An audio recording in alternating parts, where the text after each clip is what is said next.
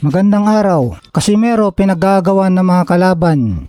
Dalawa sa naging alaga ni Gibbons na sina David Picasso at TJ Doheny ang nagpayag ng interes na makaharap si General Casimero matapos kapwa mabigo kay Naoya Inoue. Tila nais nilang subukan ang lakas at knockout power ng Cuadro Alas. Mapapansin na matindi talaga ang koneksyon nitong si Gibbons. Biruin mo, nahawakan niya si Casimero noon tapos yung huling kalaban ni Casimero na si Nery ay hawak din niya. Pati itong mga naghamon kay Casimero na sina Picasso at Doheny ay hawak din ni Gibbons. Kaya dito mo makikita na talagang paldo at sagana ang pasok ng grasya kay Gibbons. Mabalik tayo sa ating main topic, pinagagawa ng mga kalaban si Casimero. Syempre dahil ito sa pagtalo niya sa kahanghangang paraan sa tanyag at kilala sa mundo ang husay na si Luis Nery. Salamat sa promoter ni Casimero na si Koki Kameda dahil tinupad niya ang pangako niya na paganapin ang Casimero versus Nery. Kaya nga nagpayag na rin si Casimero na hindi niya iiwan tong si Koki Kameda at balitang ngayong linggong ito ay magkakaroon sila ng meeting ni Koki Kameda para sa mga susunod na hakbang sa karera ni Casimero. Biglang nagka-interes sa mga boksingero sa division ni Casimero. Halimbawa itong si Alan David Picasso. Tingin natin na gusto niyang labanan si Casimero dahil gusto niyang makabangon mula sa pagkatalo kay Inoue. Naghanap siya ng malaking laban upang mapatunayang kabilang pa rin siya sa mga elite ng super bantamweight division. Ang pagtalo kasi sa kilala at dating kampiyon na tulad ni Casimero ay mabilis na paraan upang makabalik siya sa contention para sa world title. Sinabi na rin ni Picasso na gusto niyang turuan ng leksyon itong si Casimero dahil sa pambabastos sa kapwa niya Meksikano na si Luis Nery. Dahil sa mga pambabash at nakakainsultong ginawa ni Casimero kay Nery sa mismong laban nila. Kaya gusto ni Picasso na ipaghiganti ang kanyang kababayan. Isa pa, gusto magkapangalan ni Picasso at makakuha ng atensyon sa mundo ng boxing sa pagtalo kay Casimero. Sikat at kontrobersyal si Casimero sa buong mundo, lalo na sa Asia, lalo na ngayon at sa mga tagahanga ng boxing. Ang pagkipagtuos kay Cuadro Alas ay garantisadong magdadala ng malaking atensyon, mataas na viewership at magandang kita, payday para kay Picasso.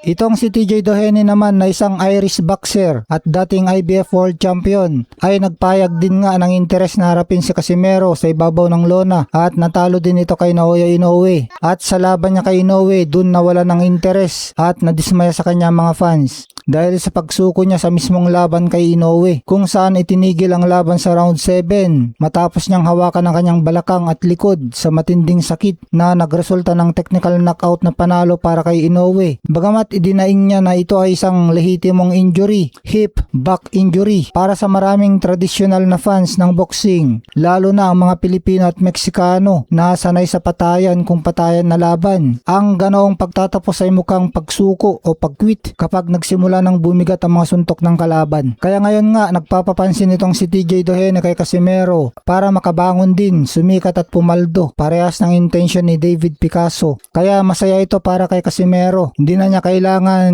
maghanap pa ng kalaban. Mga kalaban na world ranking na ang humahabol sa kanya. Samantala, pinagagawan si Casimero pero si Martin di pinapansin. Maski na mas mataas ang ranking sa mundo ni Carlos Martin kaysa kay General Casimero, ay malayong mas pinagagawan na ngayon ng mga contender si Casimero kaysa kay Martin. At ito ang nakikita nating dahilan. Kung dati high risk low reward si Casimero, iba na ngayon dahil sa pagsikat niya nang tinalo niya ang kilala at elite fighter na si Luis Nery, kung saan napapansin na nga si Casimero ng mga sikat na media katulad ng Ring Magazine ni Turki Al-Sheikh at ilang beses na siyang na-feature dun. Ay ngayon nga malaking reward na ang makalaban si Casimero. Kaya nakuha ni Casimero ang kasikatan ngayon dahil sa walang takot na paglaban niya sa mga matitinding boksingero. Wala siyang inuurungan kahit diado siya, katulad na lang sa laban niya kay Luis Nery na kahit nag-overweight ang Meksikano at pareho ang timbang ng gloves na ginamit nila sa laban, na pwede naman siyang matras na